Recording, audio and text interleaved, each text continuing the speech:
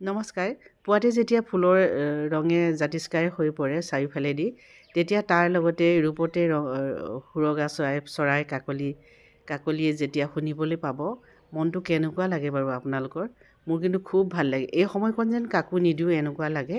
উম, কিন্তু কামো কৰি থকা হয়, এইফালে চৰাই মাত, এইফালে ফুলৰ ৰঙে কেনেকুৱা লাগে নহয়, মনটো ভাবিব নোৱাৰি মানে। মনটো এটা কিবা মানে বুজাব নোৱাৰা এটা অনুভৱ হয়। এইখিনি যিহেতু নিজ নিজ হাতেৰে গঢ়ি তোলা নিজৰ কষ্টৰে নিজৰ হাতেৰে আলফুলে গঢ়ি তোলা এটা পৰিৱেশ। এনেকুৱা এটা পৰিৱেশ সকলোৱে বিচাৰে, আমিও বিচাৰোঁ, আপুনিও বিচাৰে নহয়নে? ইন্দ্ৰমালতী আপোনালোকে ৰুই দিয়া বন্ধ নকৰিব, ৰুই থাকক। চামে চামে কৰি ৰুই থাকিব, নতুন নতুন কাটিং বা নতুন নতুন পুলি ৰুই থাকিব ইন্দ্ৰমালতী।